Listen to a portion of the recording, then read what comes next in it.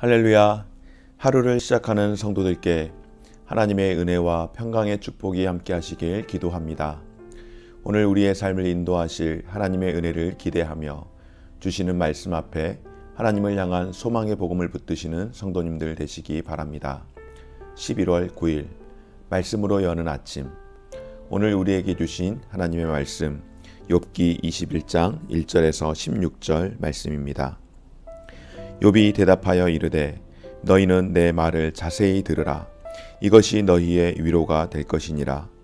나를 용납하여 말하게 하라. 내가 말한 후에 너희가 조롱할지니라. 나의 원망이 사람을 향하여 하는 것이냐? 내 마음이 어찌 조급하지 아니하겠느냐? 너희가 나를 보면 놀라리라. 손으로 입을 가리라. 내가 기억하기만 하여도 불안하고 두려움이 내 몸을 잡는구나. 어찌하여 악인이 생존하고 장수하며 세력이 강하나? 그들의 후손이 앞에서 그들과 함께 굳게 서고 자손이 그들의 목전에서 그러하구나. 그들의 집이 평안하여 두려움이 없고 하나님의 매가 그들 위에 임하지 아니하며 그들의 수소는 새끼를 베고 그들의 암소는 낙태하는 일이 없이 새끼를 낳는구나. 그들은 아이들을 양떼같이 내보내고 그들의 자녀들은 춤추는구나. 그들은 소고와 수금으로 노래하고 피리 불어 즐기며 그들의 날을 행복하게 지내다가 잠깐 사이에 수월에 내려가느니라. 그러할지라도 그들은 하나님께 말하기를 우리를 떠나소서. 우리가 주의 도리 알기를 바라지 아니하나이다. 전능자가 누구이기에 우리가 섬기며 우리가 그에게 기도한들 무슨 소용이 있으랴 하는구나. 그러나 그들의 행복이 그들의 손안에 있지 아니하니 악인의 계획은 나에게서 멀구나. 아멘.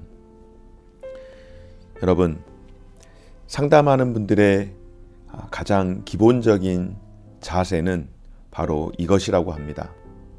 무엇인가 하면 바로 듣는 자세, 경청하는 것입니다. 성경에서 경청하는 말씀 굉장히 중요하게 우리에게 가르치고 있습니다. 우리가 하나님의 말씀을 듣는 것, 하나님의 말씀을 경청하는 것 굉장히 중요한데요. 하나님 말씀뿐만 아니라 이렇게 특별히 상담을 하는 선생님들 가운데에 경청하는 것을 가장 중요하게 여기는 것은 잘 들어주기만 해도 어떤 듣고 문제에 대해서 해결책을 다 줄 수 없을지라도 잘 들어주기만 해도 그렇게 상대에게 잘 들어주는 사람에게 말하는 사람들의 그 마음의 50% 이상의 답답함들은 문제들은 해결을 해줄 수 있다고 합니다. 그만큼 우리가 바쁜 시대를 살아서 그러는지는 모르겠지만 듣는 연습에 굉장히 인색한 것 같습니다. 이와 같이 잘 경청해 주기만 해도 큰 위로가 되는데요. 오늘 욥은 그 친구들에게 먼저 자신의 말을 좀 들어달라고 요청을 하고 있습니다. 자신의 이야기를 경청해 달라고 하는 것이죠. 그러면 자신에게 그 들어주는 그 행위로만으로도 큰 위로가 되겠다라고 오늘 욥은 친구들에게 이야기합니다. 또한 자신이 먼저 충분히 말한 다음에 그 다음에 너희들 하고 싶은 말을 하든지 말든지 그렇게 하라고 하는 겁니다. 조롱을 할 때 하더라도 나에 대해서 비난을 할 때 하더라도 조금은 내 이야기를 먼저 충분히 듣고서 어쩌면 자초지정 전후사정을 다 듣고 조금 이야기를 하라는 그런 마음일지도 모르겠습니다. 그는 자신의 말이 누구를 향하는지 알아달라고 호소하고 있습니다. 욥이 계속적인 탄식을 할 때에 자신이 지금 하는 탄식은 누구 탓을 하면서 누구에게 그 탓을 돌리면서 사람에게 문제를 제기하는 것이 아니라 하나님 앞에 나의 이 고통을 탄식하고 있노라고 그렇게 고백하고 있는 것입니다. 그는 이해할 수 없고 견디기 힘든 고통 속에서 삶의 주인이신 하나님께 탄식하며 부르짖었던 사람입니다. 그러나 하나님의 응답이 없기에 욥은 초조해합니다. 욥은 자신의 고난이 얼마나 참혹한지 제대로 봐달라고 호소하며 또 친구들의 긍휼을 구하고 있습니다. 그런데 문제는 친구들이 어떻습니까? 그 이야기를 들으려고 하지 않습니다. 욥의 이야기를 들을 마음이 없는 것이죠. 오히려 친구들, 3명의 친구들이 번갈아 가면서 욥에게 이야기를 하는데요. 서로 자기들의 목소리가, 내 이야기가 지금 전하는, 욥에게 전하는 내 이야기가 옳다라고 목소리를 높일 뿐입니다. 정작 욥을 위로하러 왔다가 욥의 문제를 보고 지적을 합니다. 그런데 친구들의 이야기가 다 비슷비슷하겠지만은 또 그들 간에서도 서로 내 이야기가 더 맞다라고 목소리를 높이고 있는 것입니다. 사랑하는 여러분, 이 세상 가운데에 우리를 위해 오신 예수 그리스도, 그는 모든 고통과 억울함 속에서 침묵을 행하신 분이십니다. 이사야 53장 말씀을 통하여서 예수님에 대해서 무엇이라고 우리에게 증거하고 있습니까? 그는 멸시를 받아 사람들에게 버림을 받았으며 간고를 많이 겪었고 질고를 아는 자라 사람들이 그에게서 얼굴을 가리는 것 같이 멸시를 당하였고 우리도 그를 귀히 여기지 아니하였도다. 그리고 그렇게 사람들이 예수님에 대해서 그렇게 멸시하고 고통을 주는 가운데에 예수님은 어떻게 하셨는가? 그가 곤욕을 당하며 괴로울 때에도 그의 입을 열지 아니하였으며 마치 도수장으로 끌려가는 어린 양과 털 깎는 자 앞에서 잠잠한 양과 같이 그의 입을 열지 아니하였도다. 아멘.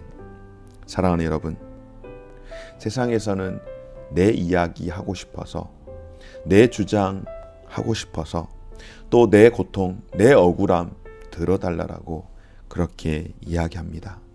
그러나 우리를 위해 이 땅에 오신 예수님, 죄 없으신 예수님께서 얼마나 하고 싶은 말이, 얼마나 가르치고 싶은 말씀이 많이 있었겠습니까?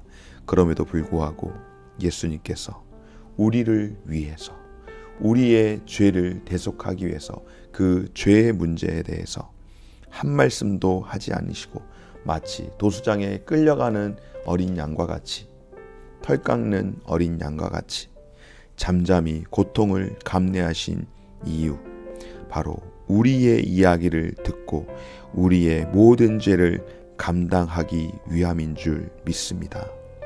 그러므로 오늘도 예수님 앞에서 우리의 마음을 털어놓을 수 있는, 우리는 하나님 앞에서 특별하게 복된 그런 인생드림을 믿고 함께 감사할 수 있는 저와 여러분의 삶이 되어지시기를 주의 이름으로 축원합니다. 사랑하는 여러분, 악인이 형통함을 누린다고 해서 그러한 삶이 인생의 목표가 되어서는 안 됩니다. 오늘 욥은 자신의 말을 주의 깊게 경청해달라고 친구들에게 호소하면서 더불어서 악인들은 성공하지 못한다는 그 친구들의 주장을 반박하며 욥은 실제 현실에서 보는 악인들의 성공과 그들의 교만한 내면들을 다 폭로합니다. 친구들은 악인들이 이 땅 가운데서 결단코 잘 될 수 없다라고 이야기를 하는 것이죠. 그러나 욥은 그 친구들의 말에 동의하지 않습니다.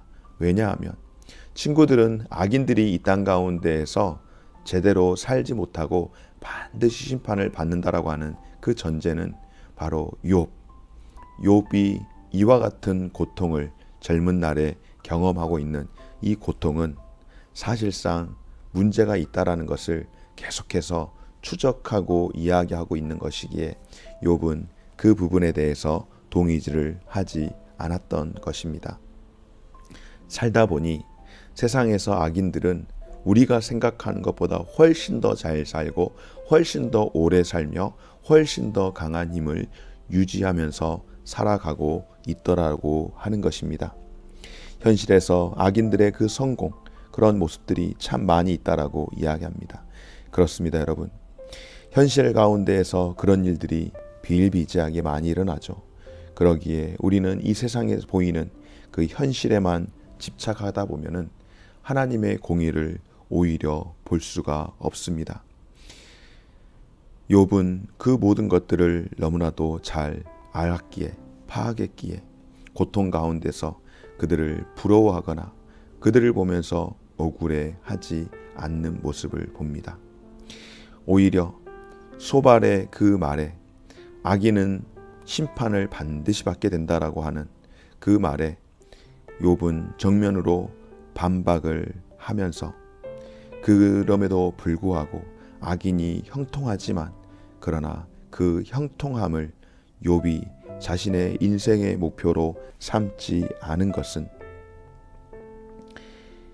이 땅 가운데에서 부조리한 현실에 여러 가지 많은 문제들이 있지만은 그러나 그런 부조리한 현실 가운데서 실망하지 말고 마지막 날에 완성될 하나님 나라를 욥은 그럼에도 불구하고 소망하고 있었기 때문에 악인들이 이 땅 가운데서 친구들은 악인들은 반드시 그렇게 심판을 받는다라고 하지만 욥은 그런 이야기들에 동의할 수 없었지만은 그러나 마지막 날 완성될 하나님 나라를 소망하면서 욥은 그들의 그 형통함을 인생의 목표로 삼지 않고 오히려 그 인생의 목표를 형통함이 아니라 순종으로 삼는 것을 보게 됩니다. 바로 이것이 신앙에 다시금 설 수 있는, 아니 다시금 신앙으로 굳건히 서는 욥의 모습이 아닐까 생각을 해봅니다. 사랑하는 여러분, 오늘 이 시간 우리 가운데에 먼저 바른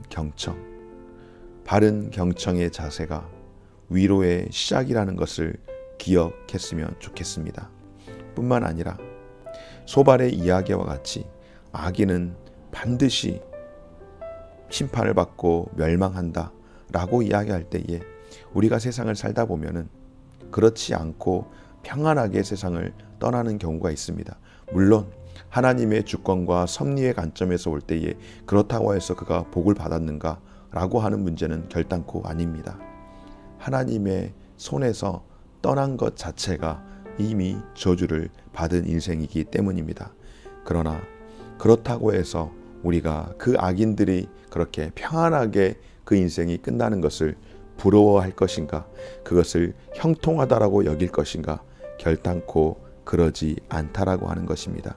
우리의 인생의 목표는 이 형통함이 그저 잘 먹고 잘 사는 삶이 아니라 하나님과 함께하는 것임을 기억하고 하나님과 함께하기 위해서 하나님 나라의 그 완성을 늘 소망하며 순종함으로 살아가는 것, 신앙에서 굳건히 살아가는 것, 이것이 오늘 저와 여러분들이 살아가야 하고 붙잡아야 할 우리의 신앙의 본이 되는 줄 믿고 오늘도 그와 같은 믿음의 삶을 살아갈 수 있기를 주의 이름으로 축원합니다. 고마우신 하나님 감사합니다. 우리가 고난당할 때에 필요한 것은 주님을 향한 믿음의 고백과 완전한 순종임을 기억하고 오늘도 세상에서 보여지는 많은 부조리들로 인하여서 그것을 부러워하거나 아니면 또 그것 때문에 너무나도 탄식하거나 낙담하지 않게 하시고 그럼에도 불구하고 우리가 하나님 앞에서 온전한 순종을 행할 수 있도록 또 하나님 나라의 그 소망을 늘 갖고 살아갈 수 있는 삶이 되게 하여 주옵소서. 또한 우리가 관계 가운데서 삶을 살아갈 때에 올바른 경청이 큰 위로의 시작이 된다는 사실을 기억하며 함께하는 우리 성도들과 함께하는 이들과 가깝게는 가족 관계에 있어서도 바른 경청의 자세를 통하여서 위로를 행할 수 있는 우리의 삶이 될 수 있도록 인도하여 주옵소서. 감사드리며 예수님 이름으로 기도드립니다. 아멘. 하늘에 계신 우리 아버지여, 이름이 거룩히 여김을 받으시오며 나라가 임하시오며 뜻이 하늘에서 이룬 것 같이 땅에서도 이루어지이다. 오늘날 우리에게 일용할 양식을 주옵시고 우리가 우리에게 죄 지은 자를 사하여 준 것 같이 우리 죄를 사하여 주옵시고 우리를 시험에 들게 하지 마옵시고 다만 악에서 구하옵소서. 대개 나라와 권세와 영광이 아버지께 영원히 있사옵나이다. 아멘.